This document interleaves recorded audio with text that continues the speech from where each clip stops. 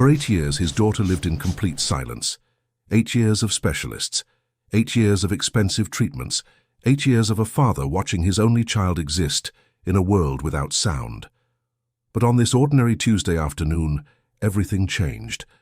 A maid named Naomi stood trembling in the child's bedroom, her hands shaking violently as she held something dark and unnatural between her fingers, something she had just pulled from deep inside the billionaire's daughter's ear. The little girl who had never heard a single word in her entire life was now screaming, crying, covering her ears from sounds rushing in for the very first time.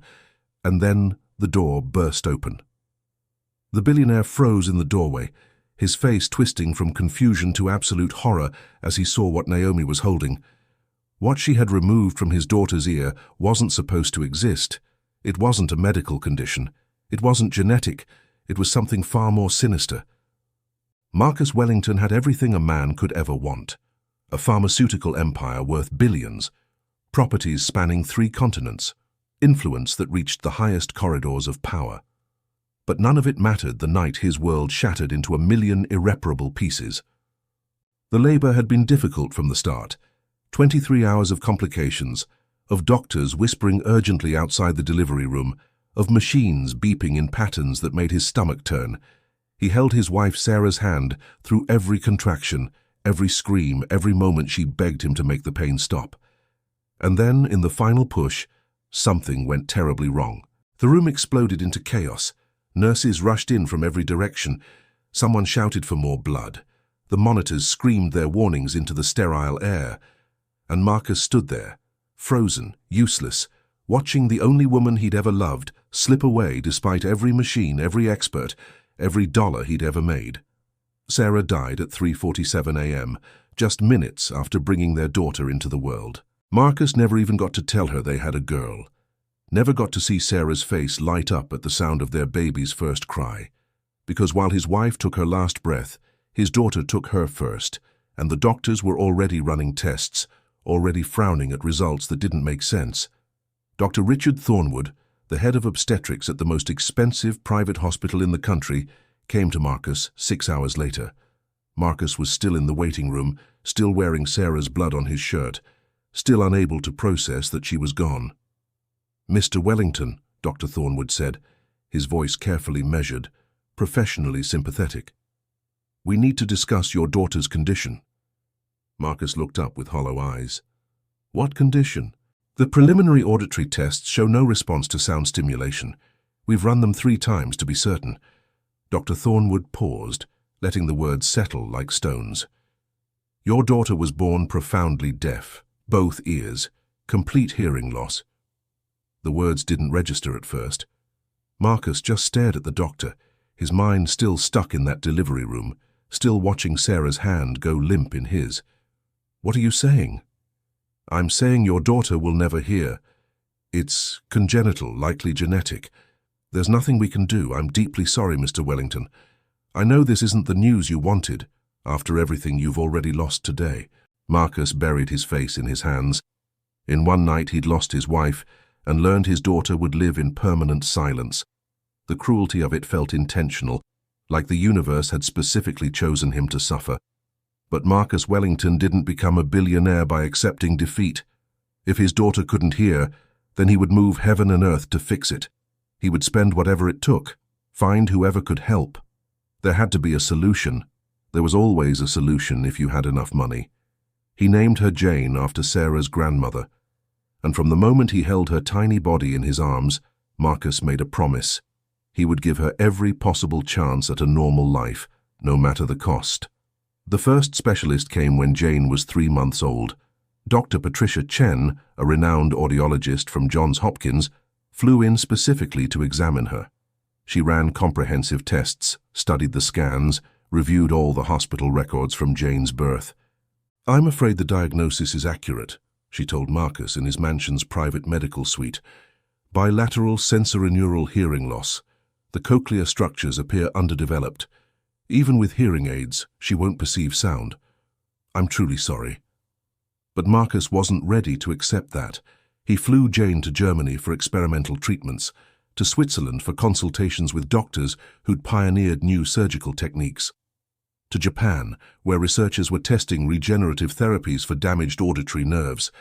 Every specialist said the same thing: born deaf, permanent condition, no hope for recovery. Marcus spent over $7 million in the first 2 years of Jane's life, chasing a miracle that never came.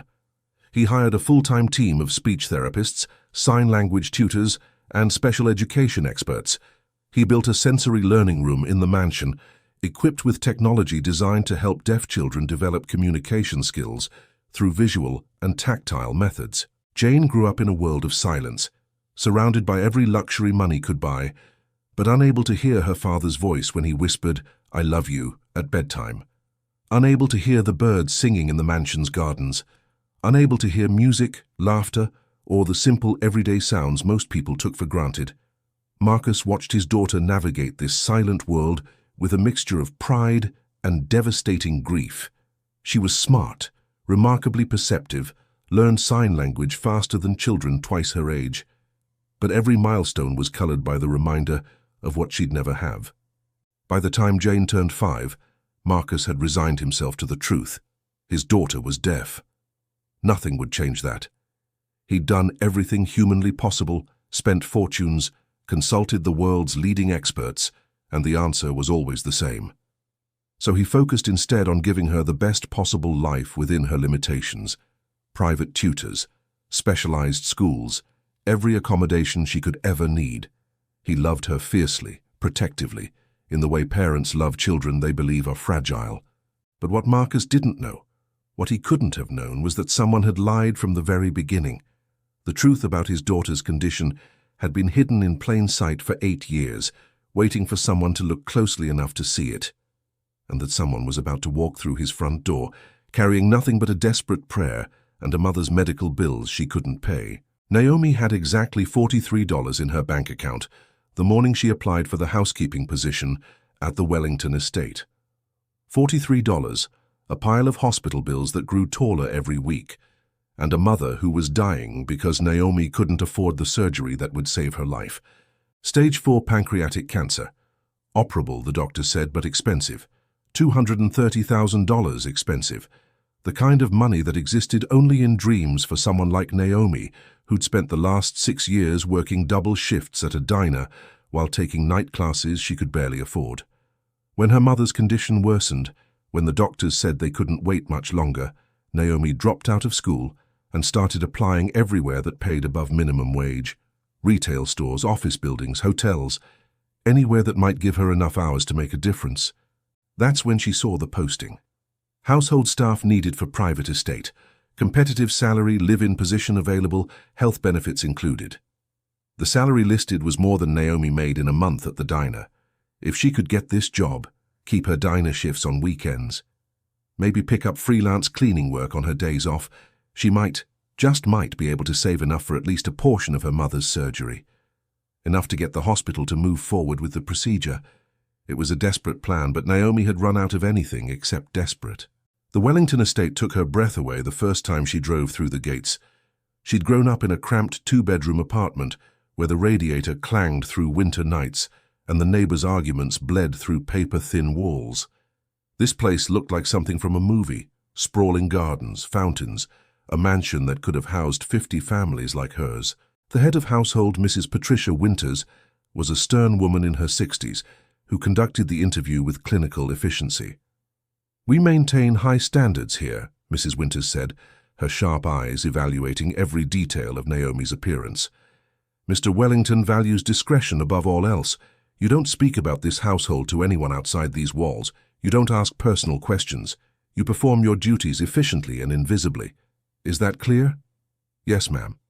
"The position involves general housekeeping, some meal preparation assistance, and occasionally attending to the needs of Mr. Wellington's daughter.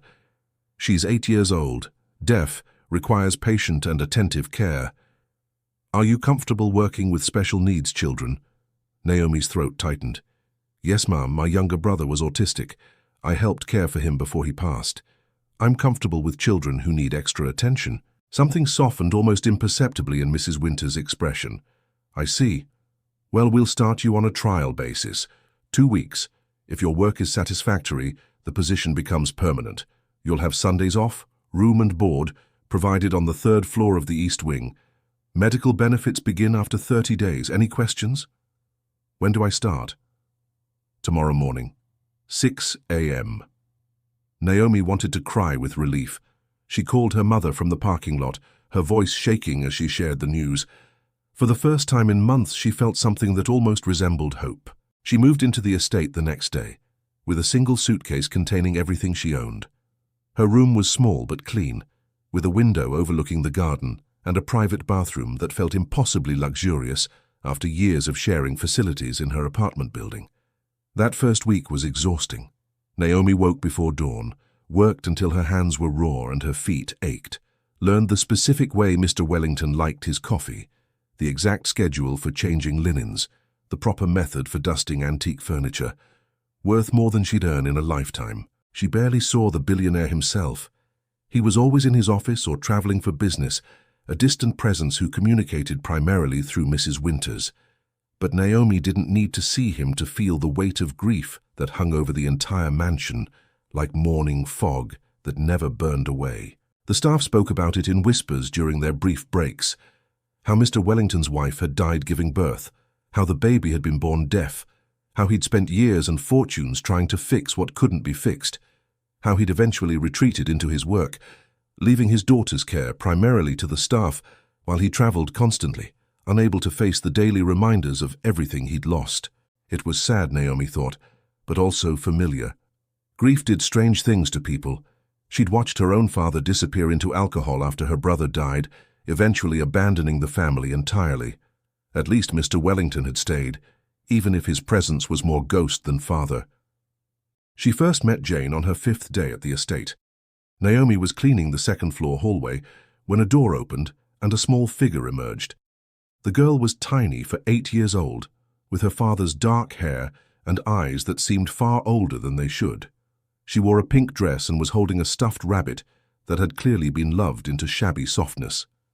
Naomi smiled and started to speak before remembering. The girl couldn't hear her. Instead, she waved. Jane's face transformed. She waved back enthusiastically, then launched into a rapid series of hand gestures that Naomi didn't understand. "I'm sorry, sweetie," Naomi said softly, feeling helpless. "I don't know sign language." But Jane didn't seem bothered. She approached Naomi and took her hand, tugging her toward the bedroom with surprising insistence. Naomi glanced around nervously. She wasn't supposed to be interacting with Mr. Wellington's daughter unsupervised, but the hallway was empty. Jane pulled her into a bedroom that was every little girl's dream. Shelves overflowing with toys and books, a canopy bed with gauzy curtains, art supplies organized in neat rainbow order, and in the corner, a small table set for two with plastic teacups and plates. Jane gestured excitedly toward the second chair, her meaning clear. Naomi's heart melted. This little girl just wanted someone to have a tea party with her. How could she refuse? She sat down, and Jane's face lit up like the sun breaking through clouds. For the next 20 minutes, they had an elaborate pretend tea party, Jane narrating the entire event in sign language that Naomi didn't understand, but responded to anyway with smiles and nods and exaggerated sips from her plastic cup. When Mrs. Winters eventually found them, she looked ready to scold Naomi for overstepping her duties. But Jane was laughing, a strange, unmodulated sound that deaf children often make, and clutching Naomi's hand like she'd found something precious. "Miss Naomi," Mrs. Winters said stiffly, "you have other duties to attend to." "Yes, ma'am. Sorry, ma'am." But as Naomi stood to leave, Jane grabbed her hand again, her expression suddenly anxious. She sighed something urgent, desperate. "She's asking when you'll come back," Mrs. Winters translated, her voice softening slightly. "She doesn't warm up to people easily." Naomi knelt down to Jane's level. "Tomorrow," she said, knowing the girl couldn't hear but hoping something in her expression would communicate the promise. Jane seemed to understand. She nodded vigorously and finally released Naomi's hand. After that, Jane sought Naomi out constantly. During lunch breaks, Naomi would find the little girl waiting in the hallway outside wherever she was working. Jane would help her fold laundry, sitting on the floor and carefully smoothing out wrinkles with intense concentration. She'd follow Naomi to the garden when she took her afternoon break, sitting quietly beside her on the bench. The other staff noticed. Some seemed pleased that Jane had found a companion. Others whispered that Naomi was overstepping, that she was hired as a maid, not a nanny. But Naomi couldn't help herself. There was something about Jane that broke her heart and filled it simultaneously. Despite everything the girl had, the mansion, the toys, the expensive education, she seemed profoundly lonely, surrounded by people paid to care for her, but desperate for someone who would simply see her. So Naomi did something that would change both their lives forever. She started paying attention. Not the professional, dutiful attention of staff performing their jobs, real attention. The kind that notices patterns and changes and small details everyone else misses because they're too busy following routines. And on her third week at the Wellington estate, Naomi noticed something that everyone else had somehow overlooked for 8 years. It started with something small, something that shouldn't have meant anything at all. Naomi was reading to Jane in the library, or rather showing her picture books and acting out the stories with exaggerated facial expressions that made the little girl's silent laughter bubble up like joy itself. They developed their own system of communication, part improvised sign language, part gesture, part intuition. Jane was curled up against Naomi's side, absorbed in a book about a rabbit who dreamed of flying, when she suddenly flinched and pulled away. Her small hand went immediately to her right ear, pressing against it with a grimace that twisted her face. "You okay, sweetie?" Naomi asked, the words automatic even though she knew Jane couldn't hear them. Jane's expression smoothed out almost immediately. She nodded and returned to the book, pointing at a picture of the rabbit with wings. Naomi almost dismissed it. Kids touched their ears sometimes, no big deal. But then it happened again the next day. They were having their tea party, when Jane suddenly stopped mid-gesture, her hand flying to the same ear, that same pain flickering across her features before she suppressed it. "Does your ear hurt?" Naomi asked, gently touching Jane's hand. Jane pulled away and shook her head firmly, but Naomi saw the lie in her eyes. The child was in pain, had been in pain, and was trying to hide it. That night, Naomi lay awake in her small room thinking, why would a deaf child have ear pain? She pulled out her phone and started searching. Deaf children could get ear infections just like anyone else, but surely someone would have noticed. Surely with all the medical attention Jane received, regular checkups, someone would have seen an infection, unless everyone assumed a deaf child's ears didn't matter anymore. The thought made Naomi's stomach turn, but it made a terrible kind of sense. If everyone believed Jane couldn't hear, if they thought the problem was neurological or structural and permanent, would they even think to check for something as simple as an infection? Over the next week, Naomi watched Jane with new intensity, and what she saw made her increasingly uneasy. Jane touched that right ear constantly. Quick, furtive touches when she thought no one was looking. Sometimes she'd press against it, hard, like she was trying to push something deeper inside. Other times she'd tilt her head to that side and shake it slightly, as if trying to dislodge something. It wasn't normal. Naomi knew that with absolute certainty. This wasn't the behavior of a child with genetic deafness. This was the behavior of a child with something physically wrong with her ear. But when Naomi asked the other staff about it, they dismissed her concerns. "Jane's been deaf since birth," the daytime nanny Helen said with barely concealed condescension. "She probably just has a nervous habit. Deaf children often develop self-soothing behaviors." "But what if it's infected? What if—" "The child sees specialists regularly. I'm sure they'd notice if something was wrong. You're new here, dear. Perhaps focus on your cleaning duties and leave the medical observations to those qualified to make them." Naomi bit back her response. She wasn't qualified. She didn't have medical training. She was just a maid desperately saving money for her mother's surgery. What did she know about deaf children? But that night, when she checked on Jane before going to bed, something she'd started doing every evening, just peeking in to make sure the girl was sleeping peacefully, Naomi found her curled in a tight ball, silent tears streaming down her face, her hand pressed against that ear. Jane's eyes flew open when the door creaked. She sat up immediately, wiping the tears away, forcing a smile like she'd been caught doing something wrong. "Oh, sweetie," Naomi whispered, crossing to the bed. She sat down beside Jane and opened her arms. Jane collapsed into them, her small body shaking with suppressed sobs. Naomi held her and rocked her and felt rage building in her chest. This child was in pain, real physical pain, and everyone around her was too busy following routines and assumptions to notice. The next morning, Naomi did something that terrified her. She went to Mr. Wellington's office. She'd only seen the billionaire a handful of times in her 3 weeks at the estate, always at a distance, always radiating an unapproachable intensity that made the staff give him wide berth. But this was important. This was about his daughter. She knocked on the heavy oak door, her heart hammering. "Come in." Marcus Wellington was standing by the window, phone pressed to his ear, conducting business in the clipped, authoritative tone of someone accustomed to being obeyed. He glanced at Naomi with obvious surprise. Staff didn't interrupt him, and annoyance. He held up one finger. Wait. Naomi waited, her courage threatening to evaporate with every passing second. What was she doing? She was going to get fired. She was going to lose this job and any chance of helping her mother, all because she couldn't mind her own business. Finally, Marcus ended his call and turned to her with poorly masked impatience. "Yes? What is it?" "Mr. Wellington, I'm sorry to bother you. I'm Naomi, one of the housekeeping staff. I know who you are. What do you need?" His tone wasn't cruel, just efficient. A busy man with no time for interruptions. "It's about Jane, sir. Your daughter. I think something might be wrong with her ear." Marcus's expression shifted immediately, not to concern, but to a weary kind of frustration, like he'd heard this before 1,000 times. "Jane is deaf, Miss Naomi. Miss Naomi. Jane is deaf. She was born deaf.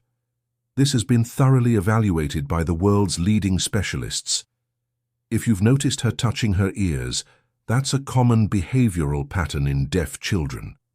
But, sir, she's in pain. I've seen her crying at night, and the way she touches that specific ear, it's like something's wrong inside." "Miss Naomi." His voice hardened. "I appreciate your concern for my daughter. But you've been here, 3 weeks? And you think you've noticed something that dozens of doctors over 8 years have missed? I just think maybe someone should check." "Someone has checked, many someones, repeatedly. What Jane needs is routine, stability, and staff who focus on their assigned duties rather than amateur medical diagnoses. Is there anything else?" The dismissal was absolute. Naomi felt her face burning with humiliation and frustration. "No, sir. I'm sorry for bothering you. Mrs. Winters will discuss appropriate boundaries with you." Naomi left the office feeling like she'd been slapped. And sure enough, 20 minutes later, Mrs. Winters called her into her sitting room for a stern conversation about overstepping one's position and the importance of staying in one's lane. "Mr. Wellington has been through enough regarding his daughter's condition," Mrs. Winters said coldly. "He doesn't need well-meaning but unqualified staff giving him false hope or questioning years of medical expertise. Am I clear?" "Yes, ma'am." "Good. Now get back to work." Naomi spent the rest of that day mechanically performing her duties, shame and anger warring in her chest. Maybe she was wrong. Maybe she was just some uneducated maid projecting her own desperate hope onto a situation she didn't understand. Maybe Jane's ear pain was normal, explainable, nothing concerning. But that night, when she checked on Jane again, she found the girl sitting up in bed, holding her stuffed rabbit, silent tears streaming down her face as she pressed both hands against that right ear, like she was trying to hold something broken together. And Naomi made a decision that would change everything. She couldn't let this go. She couldn't walk away. Even if it cost her this job, even if it meant losing her chance to save her mother, she couldn't ignore a child in pain when she might be the only person in this entire mansion who actually saw it. Jane's silence was hiding something. Naomi was certain of it now, and somehow, someway, she was going to uncover the truth. Even if everyone told her she was wrong, even if the cost was everything she'd been fighting for. Because some truths are worth more than safety, and some children are worth more than keeping your job. 2 nights later, Naomi couldn't sleep. It was past midnight, and her mother had called earlier that evening with news that made Naomi's chest feel like it was caving in. The doctors were saying they couldn't wait much longer. The cancer was progressing faster than they'd anticipated. If they didn't operate within the next 6 weeks, it might be too late. 6 weeks. Naomi had been at the Wellington estate for less than a month. Even working every possible hour, even sending every penny home, she was nowhere close to what they needed. The math was brutal and unforgiving. Her mother was going to die because Naomi couldn't earn money fast enough. She lay in her small bed, staring at the ceiling, tears sliding silently down her temples into her hair. She prayed, the way her mother had taught her when she was small. Desperate, broken prayers that felt like they were disappearing into an empty sky. Please, please, I'll do anything, just save her. Show me how to save her. Around 2 a.m., Naomi finally gave up on sleep. She pulled on her robe and padded quietly down the hallway, thinking she'd go to the kitchen for some water, maybe sit in the garden for a while and let the night air clear her head. But as she passed Jane's room, she heard something that stopped her cold. A sound, soft, muffled, heartbreaking.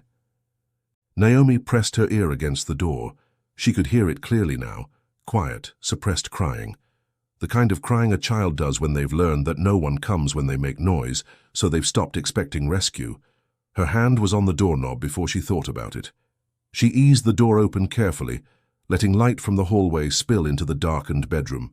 Jane was sitting in the middle of her bed, surrounded by stuffed animals, her face buried in her rabbit. Her small shoulders shook with silent sobs, and even in the dim light, Naomi could see she was in genuine distress. "Jane," Naomi whispered, knowing it was pointless but unable to stop herself. The little girl's head snapped up. Her face was red and swollen, tear-streaked, her eyes wide with something that looked almost like fear at being discovered. She immediately tried to wipe her face, to compose herself, to pretend everything was fine. But then she saw it was Naomi, and something in her expression crumbled. She reached out with both arms in a gesture that needed no translation. "Help me." Naomi crossed the room in 3 quick steps and gathered Jane into her arms. The girl clutched at her desperately, her whole body trembling. She was burning up. Naomi could feel the heat radiating through her thin nightgown.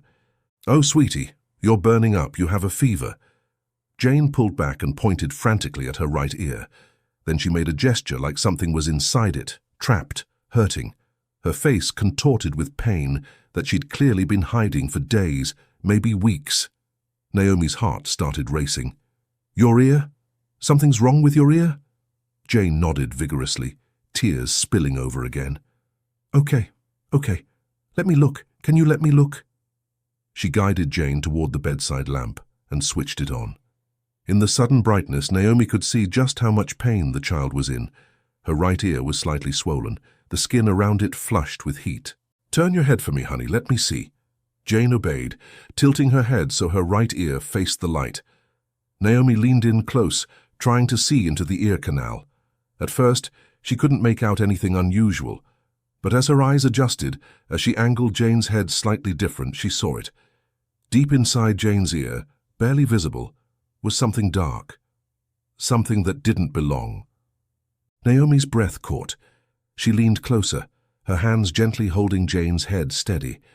The object was dark, almost black, with an irregular surface that looked crusty, hardened. It was lodged deep in the ear canal, and even from this distance, Naomi could see it was large enough to completely block the passage. "Oh my God," Naomi whispered. This wasn't genetic deafness. This wasn't a neurological condition or underdeveloped cochlear structures. This was a physical obstruction, something blocking Jane's ear canal so completely that sound literally couldn't reach her eardrum. But how?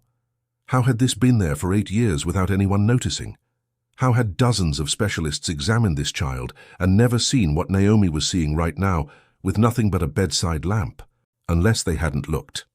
Unless everyone had been so convinced by the initial diagnosis, so certain that Jane's deafness was congenital and permanent, that no one had thought to check for something this simple, this treatable, this absurdly preventable. Naomi felt rage flooding through her veins, hot and righteous. This child had lived in silence for 8 years because of medical negligence, because doctors had been too arrogant or lazy or complicit to perform a basic examination, because a grief-stricken father had trusted experts who didn't deserve that trust. Jane was watching her face anxiously, trying to read Naomi's expression. She looked terrified, like she thought Naomi might leave her alone with this pain, just like everyone else had. "I see it," Naomi said softly, even though Jane couldn't hear. She took the girl's hand and squeezed it. "I see what's hurting you." Jane's eyes filled with something that looked like hope, or maybe just desperate relief at being believed. Naomi's mind raced. She should get help. Wake Mrs. Winters. Call a doctor. Do this the right way through proper channels. But she'd already tried that. She'd gone to Mr. Wellington, and he'd dismissed her. If she woke up the household now in the middle of the night, claiming she'd found something in Jane's ear, they'd call her hysterical. They'd say she was overstepping again, imagining things, causing unnecessary drama. They might even fire her on the spot for disturbing the household with wild theories. And while they argued and dismissed her and Jane waited for adults to make decisions, this child would continue suffering, continue living in silence, continue believing that pain was just something she had to endure because no one cared enough to help her. Naomi looked at the obstruction again. It was visible, accessible. If she had something sterile, something thin enough to reach it, she might be able to remove it herself, right now, tonight. End this child's suffering immediately, instead of waiting for adults who'd already proven they weren't paying attention. But if she did this, if she touched the billionaire's daughter without permission, if she attempted any kind of medical procedure, no matter how simple, she could lose everything. Her job, her income, any chance of saving her mother. And if something went wrong, if she accidentally hurt Jane, she could face criminal charges. A poor maid performing unlicensed medical procedures on a billionaire's daughter. She'd be destroyed. Her life would be over. Jane squeezed her hand, bringing Naomi back to the present. The little girl's eyes were pleading, desperate, breaking Naomi's heart into smaller and smaller pieces. Naomi thought about her mother, thought about the surgery they couldn't afford, the time they were running out of, the reason she'd taken this job in the first place. If she lost this position, her mother would die. It was that simple, that brutal. But she looked at Jane's face, flushed with fever and tight with pain, and she knew there was no real choice here. There never had been. Some things were more important than money. Some children were worth more than safety. If Naomi touched the billionaire's daughter, if she tried to help this child, she could lose everything. But how could she live with herself if she walked away? Naomi stood there for a long moment, Jane's small hand in hers, standing at a crossroads that would determine both their futures. She thought about her mother, lying in a hospital bed 3 states away, her body consuming itself from the inside out. Thought about the desperate phone calls, the mounting bills, the way her mother tried to sound brave, even though they both knew she was terrified. Thought about the promise Naomi had made at her bedside. "I'll find a way, Mama. I promise. I'll find a way to save you." This job was that way. This job was everything. But Jane was looking at her with those desperate eyes, and Naomi knew she'd already made her decision. Maybe she'd made it the first moment Jane had reached for her hand during that impromptu tea party. Maybe she'd made it every night she'd checked on this lonely child who everyone else had given up on. Naomi closed her eyes and prayed. Really prayed. With everything in her. "God, I don't know what to do. If I help her, I might lose everything. My job, my chance to save Mama, everything I've been fighting for. But if I don't help her, how can I face you? How can I face myself? Please, please give me wisdom. Show me what to do. Give me courage if this is right, or stop me if it's wrong. Please." She waited, heart pounding, for some sign, some certainty. What came instead was a memory. Her mother's voice from years ago, back when Naomi's brother was still alive, and they were all squeezed into that tiny apartment, trying to make it through another impossible day. "Baby," her mother had said, "sometimes doing the right thing costs you everything, but the wrong thing costs you your soul, and you can recover from losing everything except that." Naomi opened her eyes. Jane was still watching her, waiting, trusting. "Okay," Naomi whispered. "Okay, sweetie, I'm going to help you." Jane's face transformed with relief, so profound it was painful to witness. Naomi moved quickly now, before fear could stop her. Stay right there. Don't move." She hurried to her room and grabbed the small first aid kit she kept in her bathroom. Inside was a pair of tweezers, the good kind with fine pointed tips that she used for splinters.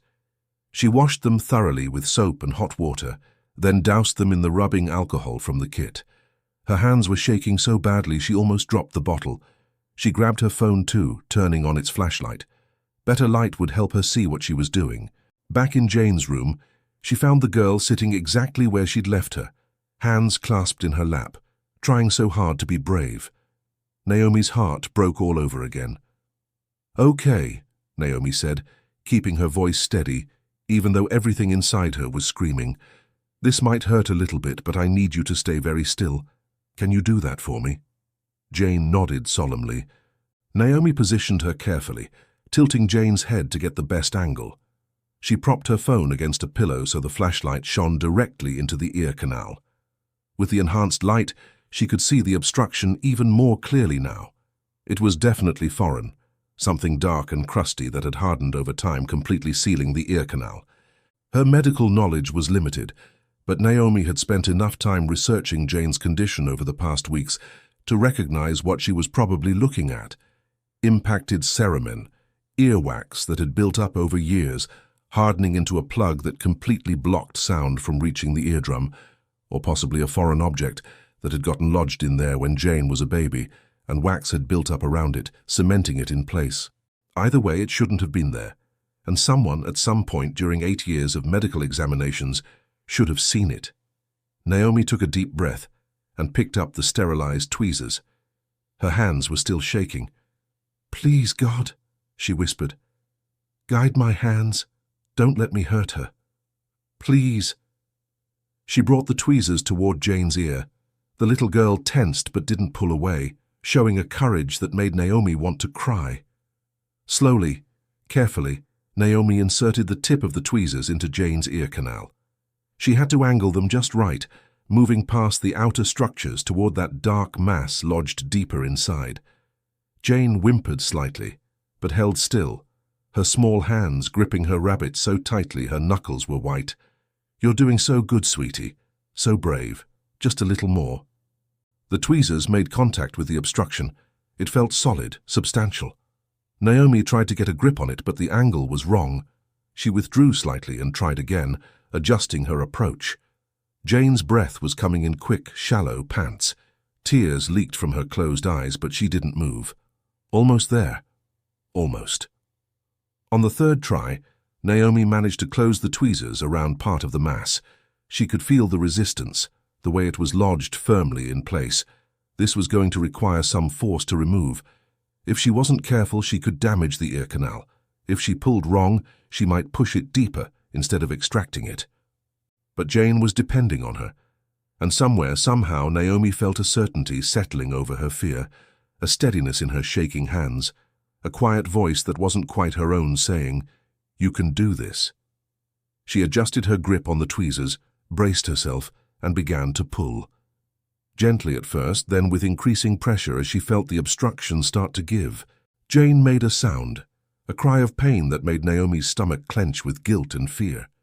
But she couldn't stop now. She was committed. Pulling back would only cause more pain for no result. So Naomi pulled harder, maintaining steady pressure, praying with every fiber of her being that she wasn't making a terrible mistake. And then something moved inside the child's ear. The obstruction shifted, not free yet, but loosening, coming unstuck from whatever had held it in place for so many years. Naomi's heart was hammering so hard she could hear it in her ears. She adjusted her angle slightly and pulled again. Jane was crying openly now, silent tears streaming down her face, but she held perfectly still, trusting Naomi completely, even though this hurt, even though she was scared. "Just a little more," Naomi whispered. "You're so brave. Just a little more." One more pull, firm, steady, refusing to let the tweezers slip, and something deep inside Jane's ear gave way. The obstruction came out all at once. Naomi pulled hard, felt the resistance suddenly give, and nearly fell backward as the object came free. She caught herself, her heart in her throat, the tweezers clutched in her trembling hand. For a second, everything was silent, still, suspended in a moment that felt like the pause between lightning and thunder. Then Jane's eyes flew open wide. Her head whipped around, confusion flooding her features. Her mouth opened in shock. Her hands flew to her ears, pressing against them, then pulling away, then pressing again, like she couldn't understand what was happening to her. Naomi stared at her, barely breathing. "Jane?" And for the first time in 8 years, Jane heard her name spoken aloud. The little girl's face went through a dozen emotions in the span of seconds: confusion, shock, wonder, terror. Her eyes darted around the room, trying to locate the source of sounds she'd never experienced before. The hum of the heating system, the distant sound of wind against the windows, the rustle of her own nightgown as she moved, and Naomi's voice saying her name. "Jane, can you hear me?" Jane's gaze snapped to Naomi's face. Her eyes went impossibly wide. Her mouth formed a perfect O of astonishment, and then she screamed. It was a sound of pure overwhelm, of a mind completely unable to process the sensory avalanche suddenly crashing down on it. Jane screamed and pressed both hands over her ears, trying to block out the noise, the terrible, wonderful, impossible noise that was flooding into her brain for the first time ever. Naomi reached for her. "It's okay, sweetie, it's okay." But her voice just made Jane scream louder. Every sound was too much, too loud, too intense. The child had lived her entire life in silence, and now the whole world was shouting at her at once. She scrambled backward on the bed, still screaming, terror and confusion written across every feature. "Jane, listen to me." Naomi tried to make her voice softer, quieter, but Jane couldn't regulate, couldn't understand that some sounds were loud and some were soft, couldn't process any of this. And then she heard it. A door slamming open down the hallway. Heavy footsteps running, voices shouting. Naomi's blood turned to ice. The household was waking up. People were coming, and they were going to find her here, in the billionaire's daughter's room in the middle of the night, holding tweezers, with Jane screaming like Naomi had attacked her. Mrs. Winters burst through the door first, her face a mask of alarm and fury. "What in God's name?" She stopped dead, taking in the scene. Jane screaming and covering her ears. Naomi frozen beside the bed, holding medical tweezers and what looked like a dark, disgusting mass. The first aid kit scattered across the bedside table. "What have you done?" Mrs. Winters' voice was deadly quiet. "What have you done to that child?" "I helped her," Naomi said, her voice shaking but firm. "She can hear. Mrs. Winters, she can hear now. You touched Mr. Wellington's daughter. You performed some kind of medical procedure without authorization. There was something in her ear, something blocking—" "Security!" Mrs. Winters shouted. "Someone call security, and someone find Mr. Wellington immediately." More staff crowded into the doorway now, their faces ranging from shocked to horrified. Helen, the daytime nanny, pushed through and went to Jane, trying to comfort her, but the girl just screamed louder, overwhelmed by the sound of yet another voice. Naomi felt panic clawing at her throat. This was bad. This was so much worse than she'd imagined. They thought she'd hurt Jane. They thought she was some kind of monster who'd attacked a disabled child. "Please, just listen." "I will not listen to anything you have to say," Mrs. Winters snapped. "You're fired, effective immediately. You'll be escorted from the premises, and we'll be pressing charges for assault." "She's not deaf," Naomi shouted, desperate to make someone understand. "Can't you see she's hearing for the first time? That's why she's overwhelmed. I removed what was blocking her ear, and now she can hear." Mrs. Winters looked at her like she'd lost her mind. Jane was born deaf. This has been confirmed by dozens of specialists. "They were wrong," Naomi's voice broke. "Or they lied, or they didn't look close enough. But they were wrong. Look at her. She's reacting to sound. She's covering her ears because everything is too loud, not because she's hurt." For just a moment, doubt flickered across Mrs. Winters's face. She looked at Jane, really looked at her. The girl's hands were clamped over her ears, her eyes squeezed shut, but she wasn't injured. She wasn't bleeding, she was just overwhelmed. But before Mrs. Winters could respond, a voice cut through the chaos like a blade. "What the hell is going on in here?" Everyone froze. Marcus Wellington stood in the doorway, having just returned from a late business dinner. He was still in his suit, his tie loosened, exhaustion evident in every line of his face. But that exhaustion was rapidly being replaced by rage as he took in the scene before him. His daughter, screaming and crying. The maid who'd bothered him just days ago about Jane's ear, standing beside the bed with tweezers in her hand. Mrs. Winters trying to restore order. Staff crowded in the doorway, whispering frantically. Marcus's eyes locked onto Naomi, and what she saw there made her want to disappear. Not just anger, not just fury, but betrayal. Like she'd violated something sacred by touching his daughter. "You," he said, his voice terrifyingly quiet. "What did you do to my daughter?" Naomi opened her mouth to explain, to tell him everything, to make him understand. But Jane screamed again, a sound of pure sensory overload, and Marcus's face went white. He crossed the room in 3 strides, pushing past Naomi like she didn't exist, gathering his daughter into his arms. Jane buried her face in his chest, still crying, still covering her ears with her small hands. "Call an ambulance," Marcus commanded without looking away from Jane. "Now." "Mr. Wellington," Naomi tried again, her voice breaking, "please, just listen." "I don't want to hear anything from you," he said, his voice shaking with barely controlled rage. "You're done, you're finished. I trusted you in my home around my daughter and you—" His voice caught. "Security. Remove her from the premises. I want her gone before I come back downstairs. And someone call the police. I want her arrested for assault." "No!" Naomi felt her world collapsing. "No, please, you don't understand. I helped her. She can hear now. Please, you have to believe me." But Marcus wasn't listening. He was carrying Jane out of the room, murmuring softly to her. And the little girl was clinging to him, overwhelmed and terrified, and unable to understand what was happening to her. Mrs. Winters grabbed Naomi's arm roughly. "Come with me, now." 2 security guards appeared in the doorway, their expressions hard. Naomi looked at the tweezers still in her hand, at the dark mass she'd extracted from Jane's ear, sitting on the bedside table, like evidence of a crime instead of proof of a miracle. "She can hear," Naomi whispered, tears streaming down her face. "I saved her. Why won't anyone believe me?" But as security escorted her out of Jane's room, down the hallway, away from the only child she'd ever felt called to protect, Naomi realized something devastating. She'd been right about the cost. She'd known this might happen. She'd prayed and made her choice and accepted the consequences. But she'd thought that if she helped Jane, if she actually succeeded, surely the truth would be obvious. Surely everyone would see what she'd seen. Surely a father would be grateful that his daughter could hear. She hadn't counted on this, on being cast as the villain in a story where she'd tried so hard to be the hero. She'd saved Jane. She was certain of that. But just when Naomi thought she'd performed a miracle, just when she'd given that little girl the gift of sound after 8 years of silence, the billionaire had walked in.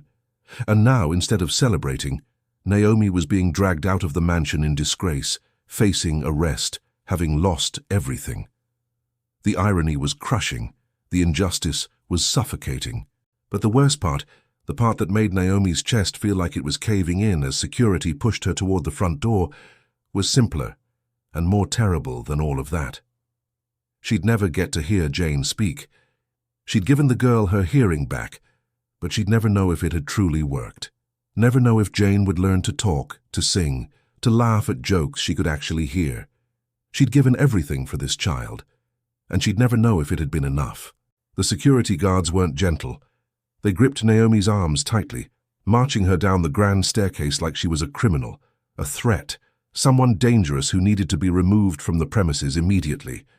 Staff lined the hallways, their faces a mixture of shock, disgust, and something that looked almost like satisfaction. The troublesome new maid had finally crossed the line. "Please," Naomi begged, twisting to look back up the stairs where Marcus had disappeared with Jane. "Please, just let me explain. She can hear. I know it sounds impossible, but she can actually hear now." "Save it for the police," one of the guards muttered. Mrs. Winters followed behind them, her face rigid with controlled fury. "I knew hiring you was a mistake. I told Mr. Wellington we needed someone with proper credentials, proper references, but he said to give you a chance. And this is how you repay his generosity? By assaulting his disabled daughter in the middle of the night?" "I didn't assault her." Naomi's voice cracked with desperation. There was something in her ear, something that's been there for years, blocking her hearing. I removed it. That's why she was screaming. She's never heard sound before. Her brain doesn't know how to process it. Convenient theory, Mrs. Winters said coldly. One that absolves you of responsibility for traumatizing a child. They reached the front entrance. One of the guards opened the door, letting in a blast of cold night air. Naomi could see police lights already approaching in the distance, summoned by whoever had made the call. My things, Naomi said weakly. My mother's photos, will be sent to wherever the police take you, Mrs. Winters interrupted. You're not going back upstairs. You're not going anywhere near any member of this household ever again. The ambulance arrived first, pulling up the circular driveway with lights flashing but no siren. Paramedics rushed inside with a stretcher, and Naomi watched helplessly as they were directed upstairs to Jane's room. Please, she tried one more time. Please, just ask them to check her hearing. Run a test, anything. You'll see I'm telling the truth. But Mrs. Winters had already turned away, following the paramedics upstairs. The police cruiser pulled up seconds later. 2 officers emerged, their expressions professionally neutral as they approached. Officers, the security guard said, this is the woman Mr. Wellington wants arrested. She attacked his daughter. I didn't attack anyone. Naomi's voice rose with panic. I helped her. Why won't anyone listen to me? One of the officers, a woman with kind eyes that didn't match the situation, held up a hand. Ma'am, I need you to calm down. Can you tell me your name? Naomi Chen, I work here. I'm a maid. But tonight I found something in Jane's ear, Mr. Wellington's daughter. Something that was blocking her hearing. I removed it, and now she can hear for the first time in her life, but everyone thinks I hurt her. The officer exchanged a glance with her partner. Naomi could see the skepticism there, the assumption that she was either lying or delusional. Ma'am, the child is deaf, the male officer said carefully. Born deaf, that's what we were told when we got the call. That's what everyone thought. But they were wrong. There was a physical obstruction, and I removed it and... The front door opened again. Marcus emerged, his face ashen, Jane cradled in his arms. The little girl had stopped screaming but was shaking violently, her hands still pressed over her ears, her face buried in her father's neck. Naomi's heart broke all over again. Jane, she called out. Jane, sweetie, I'm so sorry you're scared. I'm so sorry. Don't you speak to my daughter, Marcus snarled, his eyes meeting Naomi's with pure hatred. Don't you ever say her name again. The paramedics were trying to examine Jane, but she wouldn't let go of Marcus. One of them was attempting to look in her ear, the very ear Naomi had treated, but Jane was too distressed to cooperate. Mr. Wellington, the female officer said gently, we'll need to take your statement, but first let's get your daughter to the hospital. We can sort out the details there. Marcus nodded stiffly. He climbed into the ambulance without looking at Naomi again, and the doors closed behind him. The vehicle pulled away, taking Jane farther from Naomi with every passing second. Am I under arrest? Naomi asked quietly, all the fight draining out of her. We need to take you in for questioning, the male officer said. Whether charges are filed will depend on Mr. Wellington's statement and the medical examination of the child. Naomi nodded numbly. She didn't resist as they guided her toward the police car. What was the point? Everything was already lost. Her job, her income, any chance of saving her mother, and worst of all, any chance of anyone believing that she'd helped rather than harmed. As the officer opened the back door of the cruiser, Naomi looked back at the mansion one last time. Lights blazed from every window now, the entire household awake and in chaos because of her. She can hear, Naomi whispered to no one in particular. I know she can hear. But the only response was the cold metal of handcuffs clicking around her wrists and the officer's hand on her head, guiding her into the back seat. As they drove away from the Wellington estate, Naomi closed her eyes and prayed. Not for herself anymore, not for rescue or vindication or mercy, just for Jane. That somehow, despite the chaos and fear and confusion, that little girl would be okay. That she'd learn to process sound. That she'd discover the beautiful gift of hearing instead of being traumatized by it. And that somehow, someday, someone would finally listen to the truth. But the true shock wasn't waiting in a police station or a courtroom or anywhere Naomi could have prepared for. The true shock was waiting at the hospital, where doctors were about to discover something that would shatter Marcus Wellington's entire world. The emergency room at St. Catherine's Hospital was mercifully quiet at 3 in the morning. Marcus sat in a private examination room, still holding Jane, who had finally calmed enough to stop shaking. She kept her face pressed against his chest, her hands no longer covering her ears but gripping his shirt instead, as if he was the only solid thing in a world that had suddenly become incomprehensible. Dr. Sarah Martinez, the attending pediatric specialist, entered with a tablet and a gentle expression. She'd been briefed on the situation: a deaf child, potentially assaulted by household staff, now exhibiting unusual distress. "Mr. Wellington," she said softly, "I need to examine Jane. Can you help me get her to sit on the table?" Marcus tried to move Jane, but she clung tighter, whimpering. "Jane, sweetheart, the doctor needs to look at you," Marcus said, signing as he spoke, the way he'd done for 8 years. But something strange happened. Jane's head turned slightly at the sound of his voice, not toward his hands where she normally watched his signs, toward his mouth, toward the source of the sound. Dr. Martinez noticed it too. Her eyes narrowed thoughtfully. "Mr. Wellington," she said, deliberately moving behind him out of Jane's line of sight, "can you try speaking to her again? Don't sign. Just speak." "What? Why would—" "Please, just humor me." Marcus frowned but complied. "Jane, can you look at the doctor?" And Jane turned her head toward him, following the sound, tracking it. Dr. Martinez's expression shifted from gentle concern to sharp alertness. "Mr. Wellington, I need you to step out of the room for a moment. Wait right outside that door." "I'm not leaving my daughter." 30 seconds, I promise.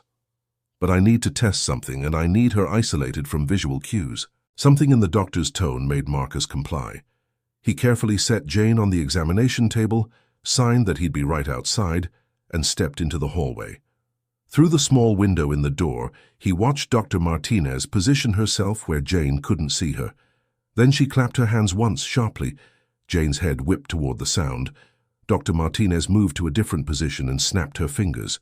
Jane's eyes followed the noise, searching for its source. Marcus felt his heart starting to pound. No, it wasn't possible. He was seeing what he wanted to see, not what was real. 8 years of hope crushed had taught him not to trust miracles. Dr. Martinez opened the door. Her face was carefully neutral, but Marcus could see something electric in her eyes. "Mr. Wellington, I need to run some tests. Proper auditory tests. Is there any chance, any at all, that Jane's hearing might have been compromised by something other than congenital deafness?" "What are you talking about? She was tested at birth dozens of times. The diagnosis was clear." "Who performed those initial tests?" Marcus paused. "Dr. Richard Thornwood. He was the head of obstetrics when she was born. He oversaw everything." Something flickered across Dr. Martinez's face. "I see. Mr. Wellington, I'm going to be very direct with you. Based on Jane's responses to sound stimulation, I don't believe she's deaf. I believe she's hearing capable, but has been unable to hear due to physical obstruction." The words didn't make sense. Marcus felt like he was trying to hear underwater, the sounds reaching him but garbled, wrong. "That's impossible. You're telling me that for 8 years, dozens of specialists may have been operating on a false initial diagnosis, or," Dr. Martinez hesitated, "may have had other reasons for maintaining that diagnosis." "What the hell are you implying?" "I'm not implying anything yet. But I need to examine Jane's ear canal immediately. The staff member who was arrested, she claimed she removed an obstruction from Jane's right ear." Marcus's face hardened. "She claimed a lot of things. Do you still have the object she removed?" Marcus hadn't even thought about it. In the chaos, someone must have bagged it as evidence. He pulled out his phone and called Mrs. Winters, who confirmed that the mass was being held for the police. "Have it sent here immediately," Dr. Martinez said. "And Mr. Wellington, I need your permission to perform a complete audiological workup on Jane. Right now." The next 2 hours were the longest of Marcus's life. He watched through observation windows as Jane was put through test after test. Audiometry, tympanometry, otoacoustic emissions testing, brainstem response evaluation. And with each test, Dr. Martinez's expression grew grimmer. Finally, she emerged and gestured for Marcus to follow her to a private consultation room. The object that Naomi had removed, now cleaned and examined, sat in a sterile container on the desk. "Mr. Wellington," Dr. Martinez said, her voice heavy with something that sounded like anger, "your daughter can hear. Her cochlear structures are completely normal. Her auditory nerves are fully functional. She has no congenital hearing impairment whatsoever." Marcus sat down heavily. "That's not possible." "It's not only possible, it's confirmed by every test we've run. What your daughter had was a complete occlusion of her right ear canal caused by this."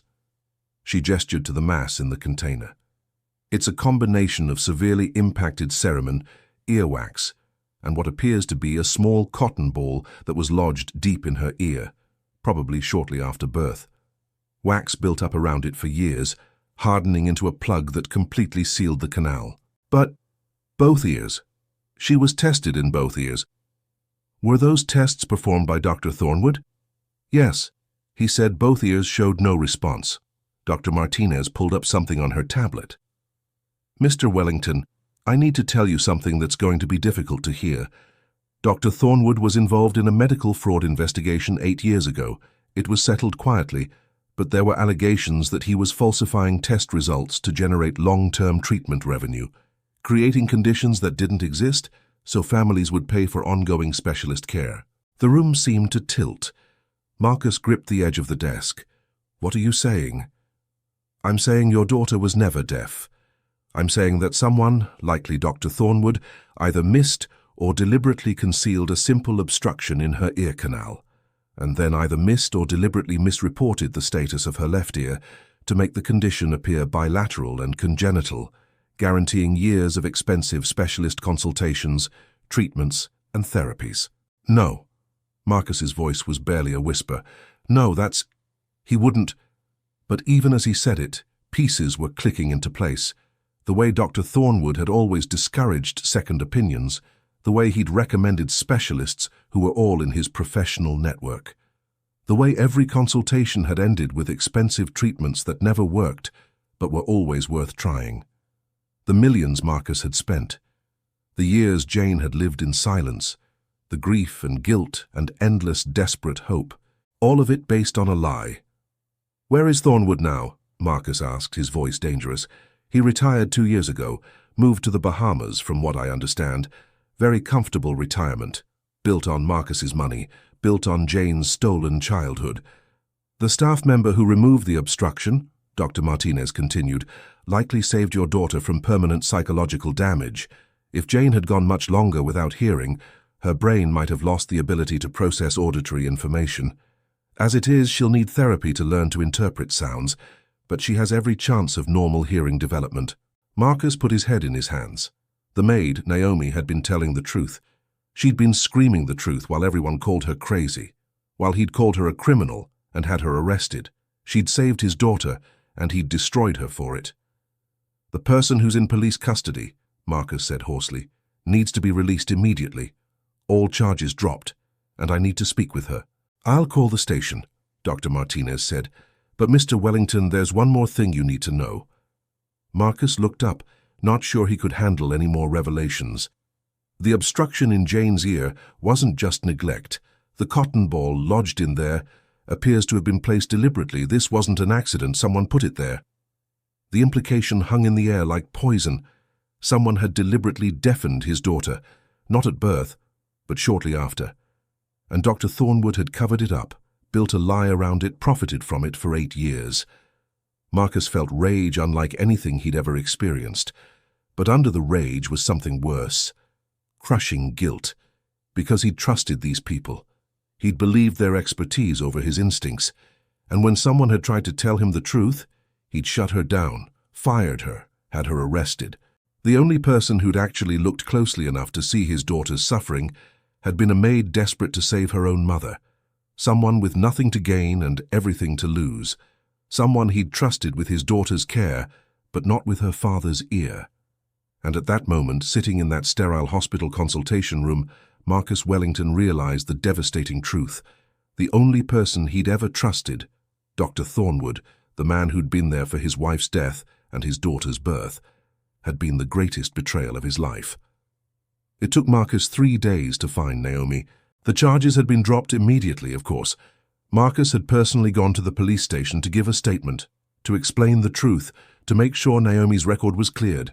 But by the time he got there, she was already gone. Released hours earlier, she'd left no forwarding information. Marcus hired private investigators, called in favors, used every resource at his disposal. He needed to find her, needed to apologize, needed to somehow make right what he'd made so catastrophically wrong. She wasn't at her listed address, a small apartment that had been foreclosed on 2 weeks earlier. She wasn't answering her phone. She'd seemingly vanished. Finally, one of the investigators found a lead through hospital records. Naomi's mother was a patient at County General, and visiting records showed Naomi had been there every day for the past 72 hours. Marcus drove there himself, Jane in the back seat. The little girl was wearing headphones that Dr. Martinez had recommended, soft, padded ones that muted the world just enough to make it bearable while her brain learned to process sound. She was adapting remarkably well, though she still startled at sudden noises and seemed overwhelmed in crowded places. But she was adapting. She was learning. She was hearing. County General was nothing like the pristine private hospital where Jane had been treated. The hallways smelled of disinfectant, trying and failing to cover other odors. The paint was chipped. The waiting room chairs were decades old and uncomfortable. Marcus found Naomi in the ICU wing, sitting in a chair outside a patient room, her head in her hands. She looked terrible, exhausted, defeated, like someone who'd fought too long and finally accepted they were going to lose. "Naomi," Marcus said softly. She looked up, and the emotions that crossed her face, fear, anger, resignation, made Marcus's chest ache with guilt. "Mr. Wellington." She stood up, her body tensing like she expected security guards to appear. "I don't have anything to say to you. Please, just leave me alone." "Naomi, I came to apologize." She laughed, but it was a broken sound. "Apologize? You had me arrested. You destroyed what was left of my life, and now you want to apologize." "I was wrong. About everything." Marcus's voice cracked. "The doctors ran tests. You were right. Jane can hear. She was never deaf. There was an obstruction, just like you said, and you saved her." Naomi's eyes filled with tears. "I know I saved her. I knew it that night, but nobody would listen. I should have listened. You tried to tell me, and I shut you down. You risked everything to help my daughter, and I repaid you by treating you like a criminal. There's no apology sufficient for what I did to you." "No," Naomi agreed quietly. "There isn't." They stood in the hallway, the weight of everything unsaid hanging between them. "The job is yours again if you want it," Marcus said. "Triple the salary, full benefits for you and your mother. Whatever you need. I don't want your job." Naomi's voice was tired. "I don't want your money. I just want you to leave so I can sit with my mother in peace for whatever time she has left." The words hit Marcus like a physical blow. "Your mother?" "She has cancer, stage 4 pancreatic. She needed surgery weeks ago, but I couldn't afford it, and now it's too late. The doctors say she has days, maybe a week. So thank you for the apology, Mr. Wellington, but it doesn't change anything. It doesn't save her." Marcus felt something break inside his chest. This woman had sacrificed everything to help his daughter.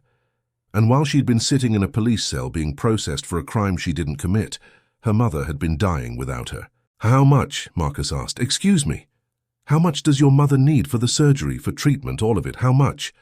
Naomi shook her head. "It doesn't matter. It's too late. The cancer has progressed too far. But if it wasn't too late, if she'd had the surgery when you first found out." "How much?" $230,000, but..." "Done." Naomi stared at him. "What?" "I'm paying for it. Everything, the surgery, the treatment, the recovery, all of it. The best oncologists in the country. Experimental treatments if that's what it takes. Whatever your mother needs, she gets." "Mr. Wellington, you don't understand. The doctors here said..." "Then we'll find different doctors. Ones who aren't ready to give up." Marcus pulled out his phone. "I have doctors on speed dial who owe me favors. Specialists who've pioneered treatments that don't exist in most hospitals. Your mother is not going to die because of what I did to you. Do you understand me? She's not dying." Naomi was crying now, harsh sobs that shook her whole body. "Why would you do this?" "Because you saved my daughter when everyone told you not to. Because you gave up everything to help her. Because I owe you more than money or apologies or anything I could ever give you." Marcus's voice broke. "Because you're the kind of person who deserves miracles, and I have the power to make them happen. So please, Naomi, please let me help your mother the way you helped my daughter." Naomi looked at him for a long moment, tears streaming down her face. Then she looked through the window of her mother's room, where a frail woman lay connected to machines that were keeping her alive, but not making her better. "Okay," Naomi whispered. "Okay." Marcus made the calls right there in the hallway.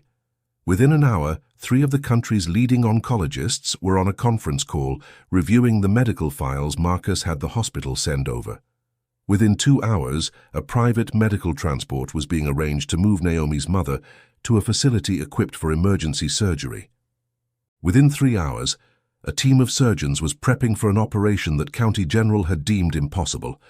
And through it all, Naomi sat in that hallway, watching Marcus work with the same determination he'd once applied to trying to fix his daughter's deafness, except this time directed towards saving her mother's life.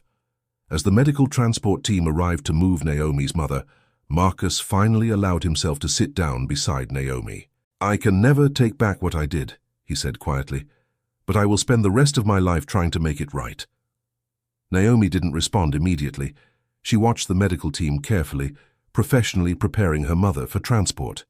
Then she said, "The night you walked in and saw me with Jane, I prayed that God would help me do the right thing, even if it cost me everything. I guess I didn't realize he'd give it all back." "You did the impossible," Marcus said. "You saved my daughter when no one else would even try. That deserves more than getting back what you lost. That deserves everything." As they loaded Naomi's mother onto the transport, Naomi turned to Marcus. "Can I see her, Jane? I need to know she's really okay." Marcus nodded and led her to where Jane was sitting in the waiting area, still wearing her noise-dampening headphones, flipping through a picture book. When Jane looked up and saw Naomi, her entire face transformed. She ripped off the headphones and ran across the waiting room, throwing herself into Naomi's arms with a force that nearly knocked them both over. Naomi caught her and held her tight, crying into the little girl's hair. "Hi, sweetie, hi, I missed you so much." And then, as Marcus watched, something happened that he'd waited 8 years to hear. But Naomi's greatest reward wasn't the money Marcus would give her, or the gratitude, or even her mother's life being saved. Her greatest reward came from the little girl in her arms, who pulled back and looked at her face with wonder and joy, and opened her mouth to speak. Jane's first word was barely a whisper. She'd been trying so hard all week to make sounds, to imitate the way mouths moved when people spoke. Dr. Martinez had explained that Jane's vocal cords worked perfectly, but she'd never learned to connect sound with speech because she'd never heard it herself. Every word would be a challenge at first, a deliberate effort to coordinate breath and tongue and lips in ways her brain didn't automatically know how to do. But standing in that hospital waiting room, holding Naomi's face in her small hands, Jane had only one word she wanted to say, one word that mattered more than any other. Nao. Naomi's breath caught. She stared at Jane, not daring to believe. Jane tried again, concentrating so hard her face scrunched up with effort. "Naomi." "Naomi," Marcus whispered, his own eyes filling with tears. And then Jane said it, clear, deliberate, perfect. "Naomi." Naomi broke. She pulled Jane tight against her chest and sobbed. 8 years of silence, and this child's first word was her name. This precious little girl who'd lived without sound for so long had chosen to use her new voice to call out for the person who'd given her that gift. "Yes," Naomi managed through her tears. "Yes, sweetie. I'm here. I'm here." Jane pulled back, her face serious with concentration. "Thank you." The words were halting, uncertain, but they were real. They were hers. Marcus dropped to his knees beside them, his arms wrapping around both his daughter and the woman who'd saved her. His shoulders shook with silent sobs, years of grief and guilt and desperate hope, finally breaking through the walls he'd built around his heart. "I'm so sorry," he whispered to Naomi. "I'm so sorry for everything." Naomi reached out and took his hand. "She can hear," Naomi said softly. "That's all that matters now. She can hear." Jane looked between them, still processing the miracle of sound, of voices, of being able to communicate in ways she'd never dreamed possible. Then she leaned forward and pressed her small hand against Naomi's chest, right over her heart. "Love," Jane whispered, the word clumsy but sincere. "Love you." Naomi pressed her hand over Jane's, their foreheads touching. "I love you too, sweet girl. So much." They stayed like that for a long moment, this unlikely family brought together by tragedy and courage and a desperate prayer answered in the most unexpected way. Behind them, the medical transport team finished loading Naomi's mother. The lead doctor approached cautiously. "Miss Chen, we're ready to go. You can ride with your mother if you'd like." Naomi nodded, but Jane gripped her tighter, not wanting to let go. "I'll come see you tomorrow," Naomi promised. "And the next day, and the next day. I'm not going anywhere, okay?" Jane nodded slowly, then turned to Marcus and signed something, a question. Marcus smiled through his tears. "She's asking if you're part of our family now." Naomi's throat tightened. "If you'll have me." "Always," Marcus said simply. As Naomi followed the transport team out to the ambulance, she paused at the doorway and looked back. Marcus had picked up Jane and the little girl was waving, her other hand pressed against her father's cheek, feeling the vibrations as he spoke to her. 3 days ago, Naomi had been arrested, fired, had lost everything. Her mother had been dying. Her future had looked impossibly dark. Now her mother was on her way to surgery with the best doctors money could buy.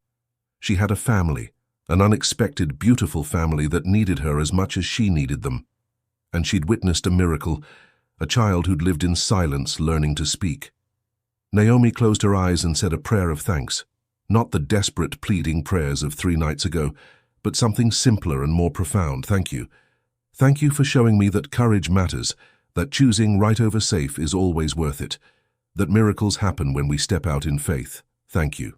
6 months later, Naomi stood in the Wellington Mansion's garden, watching Jane run through the grass with other children from her new school. The little girl was laughing, a sound that still made Naomi's heart swell with joy every single time she heard it. Jane was learning to speak more clearly every day, though she still preferred signing when she was tired or overwhelmed. The doctors said her progress was remarkable, that her brain had adapted to processing sound faster than they'd expected. Marcus approached, carrying 2 cups of coffee. He handed one to Naomi. "Your mother's test results came back," he said quietly. Naomi's hand tightened on the cup. "And?" "Clean. No traces of cancer. The doctors are calling it a complete success." Naomi closed her eyes, letting the relief wash over her. Another miracle. Another impossible thing made possible. "She wants to meet you properly," Naomi said. "Not in a hospital. Really meet you and thank you." "I'd like that." Marcus paused. "Naomi, I've been thinking. Jane needs consistency. She needs people in her life who actually see her, who love her for who she is, not what she represents. She needs you. Permanently."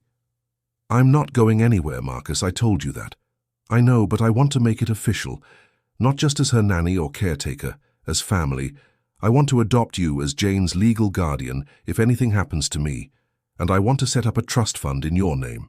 Your mother's medical bills are covered forever, and you'll never have to worry about money again." Naomi started to protest, but Marcus held up a hand. "This isn't charity. This is me recognizing that you gave my daughter her life back, that you saw what no one else saw, and had the courage to act even when it cost you everything. That's not something I can repay with money, but it's something I can honor by making sure you and your mother are taken care of for life." Across the garden, Jane called out, "Naomi, look!" Naomi waved, and Jane did a cartwheel, clumsy and off balance, but filled with pure joy. Okay, Naomi said softly. Okay. Marcus put his arm around her shoulders, and together they watched Jane play, watched her live in a world of sound and laughter and possibility that had been stolen from her for 8 years, but was hers now, fully and completely. Sometimes, Naomi said, the miracle you wait for doesn't come from doctors or money or the people you expect to help you. Sometimes, Marcus agreed, his voice thick with emotion. It comes from the courage of someone the world underestimated, someone who chose to see when everyone else was blind, someone who chose to act when everyone else stood by.